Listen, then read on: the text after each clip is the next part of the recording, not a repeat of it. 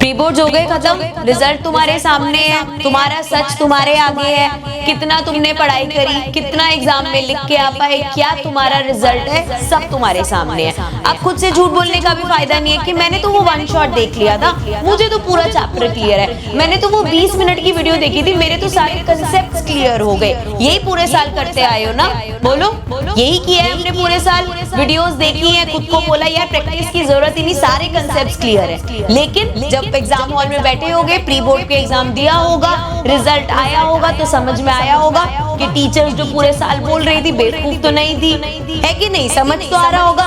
और अब मार्क्स देख के पढ़ने का मन ही नहीं कर रहा होगा, डर और लग रहा होगा, भूख प्यास खत्म हो गई होगी, हो रहा है ना ये कि यार समझ नहीं आ रहा, पढ़ूं टेंशन ही खत्म नहीं हो रही, क्या करूं कैसे करूं, पूरे साल तो सुनी नहीं बात, अब क्या करूं, यही दिमाग में चल रहा होगा। ऊपर से घर का माहौल, पेरेंट्स देखते हैं, वो सोचते हैं हमारा बच्चा पढ़ रहा है, पूरे साल चलो मानते रहते हैं कि पढ़ाई कर रहा है, मेहनत कर रहा है, कर लेगा सब कुछ, लेकिन जब उनके आगे भी प्री बोर्ड का रिजल्ट आता है उनको भी क्लियर हो जाता है कि ये क्या पढ़ाई करी है इसने, ये क्या करेगा बोर्ड में। और तुम खुद भी यही सोचते हो क्या बोर्ड में भी यही हमारा मार्क्स का लेवल रहने वाला है, और अगर इतने ही गंदे मार्क्स रहे तो क्या मैं अपनी पसंद की स्ट्रीम ले भी पाऊंगा या नहीं। अब एक बात को ना ध्यान से सुनो, ये जो तुम्हारे प्री बोर्ड्स है ये बिल्कुल सच बात है कि प्री बोर्ड्स के मार्क्स कहीं नहीं लगते, ये सिर्फ एक वार्म अप है। जैसे जब क्रिकेटर्स बड़े बड़े मैच खेलते हैं उससे पहले क्या होता है, प्रैक्टिस मैचेस होते हैं जहां पे वो अच्छे से प्रैक्टिस करते हैं, तो ये प्री बोर्ड्स भी तुम्हारे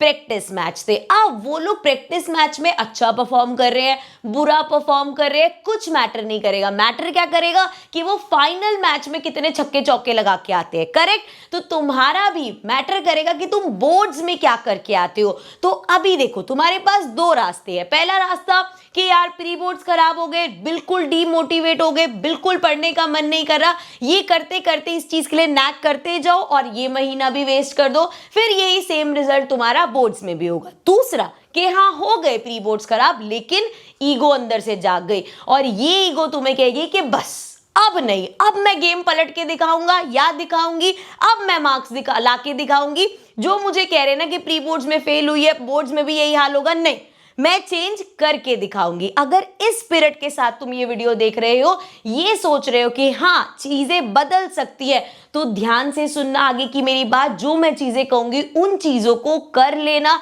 तुम गेम पलट पाओगे। ये जो अभी तुम्हारे अंदर इमोशंस है इससे डीमोटिवेट होने की जगह इन इमोशंस को यूज करो, अपने आप को चार्ज अप करो और इतनी मेहनत करो कि जितना तुम भी खुद से एक्सपेक्ट नहीं करते ना वैसा रिजल्ट आए तुम्हारा। अब ध्यान से सुनना क्या क्या चीजें हमें करनी है। टाइम टेबल, जितने 50 दिन बचे हैं उसका एक टाइम टेबल बनेगा, और अगर कोई भी टीचर इस टाइम पे तुम्हें बोलते ना ये ले बेटा पकड़ टाइम टेबल, इसको फॉलो कर ले हो जाएगा, वो तुम्हें पागल बना रहे, क्योंकि अपना टाइम टेबल तुम खुद बना सकते हो। किसी भी रैंडम टीचर को नहीं पता कि तुझे मैथ्स में कितने घंटे लगते हैं, कौन सा सब्जेक्ट तेरा बहुत अच्छा है। देखो सिंपल सी बात है यार, कोई भी बच्चा हर सब्जेक्ट में बहुत अच्छा नहीं हो सकता और कोई भी बच्चा हर सब्जेक्ट में बिल्कुल जीरो नहीं हो सकता। अंदर से हमें पता है यार मेरे को मैथ्स में लगता है टाइम, लेकिन इंग्लिश में फटाफट कर लेता हूँ, या कुछ बच्चे होंगे यार नहीं मुझे एक एक लेक्चर पढ़ना पड़ता है, एक एक थ्योरी पढ़नी पड़ती है, इंग्लिश में मैं लेता हूँ टाइम। तो ये बात तुम जानते हो कि तुम्हें किस सब्जेक्ट में कितना टाइम लगता है। तो किसी फलाने के टाइम टेबल में अगर लिखा है 1 घंटा सुबह मैथ्स कर ले हो जाएगा, नहीं होएगा।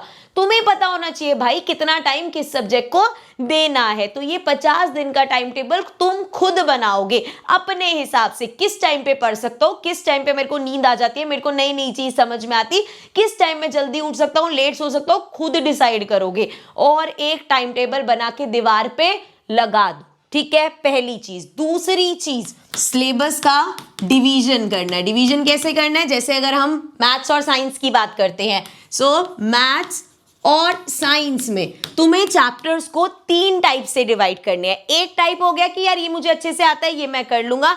एक है जहां तुम्हें लगता है यार थोड़ी सी गड़बड़ है पर मेहनत करूंगा तो चैप्टर्स हो जाएंगे, और एक जो तुम्हें पता है डिफिकल्ट चैप्टर्स है।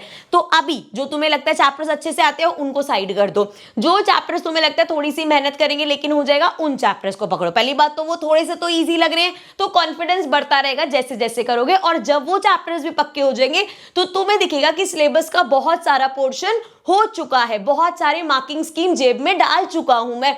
उसके बाद जो तुम्हारे डिफिकल्ट चैप्टर्स है उनको करोगे, जिस कॉन्फिडेंस लेवल से करोगे वो क्वेश्चंस या वो चैप्टर्स हो जाएंगे। समझ में आई बात? तीसरी चीज, अभी ये सब ये ना कि करेंगे कैसे, तो अगला स्टेप है एनसीईआरटी। कोई भी चैप्टर आप पकड़ रहे हो उसमें एनसीईआरटी करो, बी इट साइंस है तो एक एक लाइन देखो, अगर लाइन पढ़ने का टाइम नहीं है एनसीईआरटी के लेक्चर सुनो, एक एक चीज तुम्हारी कवर होनी चाहिए। मैथ्स का शुरू से मैं बोल रही हूँ, एक्सरसाइज का एक एक क्वेश्चन, एग्जाम्पल सब कवर होना चाहिए। चैनल पे सब कुछ जला हुआ है, जिस क्वेश्चन में अटक रहा है, जिस स्टेप पे अटक रहे हो, जाके वीडियो देखो, तुम्हें मिल जाएगा। ठीक है, अब क्यों जरूरी है, क्योंकि हमारे दिमाग में ना सबने डाल दिया भाई एनसीईआरटी से कुछ नहीं आता, तो हम सोचते छोड़ यार एनसीईआरटी, बाहर से टॉप क्वेश्चंस कर लेते हैं। पहली बात तो अगर तेरे बेसिक्स क्लियर नहीं, अगर तूने एनसीईआरटी ही छोड़ रखी है तो वो तुम्हारे से क्वेश्चन होंगे भी नहीं।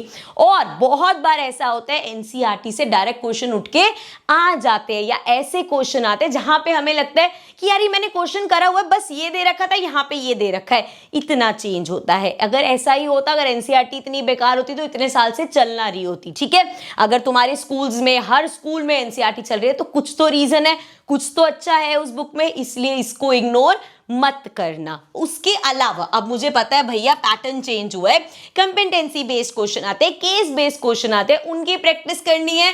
पूरे साल मैंने तुम्हें बोला है वन शॉट, भैया ज्यादा कहीं जाने की जरूरत ही नहीं, वन शॉट बुक तुम्हारे पास है, क्वेश्चन बैंक तुम्हारे पास है, क्योंकि जितनी भी मोटी मोटी बुक्स है, आर डी शर्मा उठा लो, आर एस अग्रवाल उठा लो, सब में तुम्हें एनसीईआरटी के ऊपर लेवल के क्वेश्चन मिल जाएंगे, लेकिन कंपेटेंसी बेस्ड क्वेश्चंस कहीं नहीं मिलेंगे। तो तुम्हें क्वेश्चन बैंक और वन शॉट्स लेने पड़ेंगे। हमारे टाइम में इसकी जरूरत नहीं थी, हम लोग आरडीआरएस करते थे, लेकिन अब टाइम चेंज हो गया है, अब तुम्हें वन शॉट और क्वेश्चन बैंक के एक्स्ट्रा क्वेश्चंस करने पड़ेंगे। ठीक है, आखिरी चीज, जब यहां तक तुम पहुंच जाओगे तो तुम्हें निकालने हैं सैंपल पेपर्स।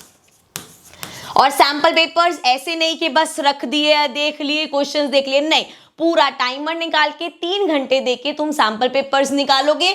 इसके साथ में प्रीवियस ईयर के क्वेश्चंस, के पिछले साल या उससे 1-2-3 साल पहले क्वेश्चंस किस तरीके से आए। अगेन एडुकार्ट की सैंपल पेपर बुक मैंने बता रखा है भैया, hard, this is the last time मैं तुम्हें बोल रही हूँ, अभी तक भी अगर बुक नहीं लिए, कंबाइंड वाली ले लो, सारे नहीं हो रहे, 5-5 सैंपल पेपर करके जाओ हर सब्जेक्ट के, बहुत है, इतना भी कर लोगे बहुत है, पैटर्न क्लियर हो जाएगा, टाइम मैनेजमेंट सीख जाओगे, पेपर देख के डरोगे नहीं, सबसे बड़ी बात।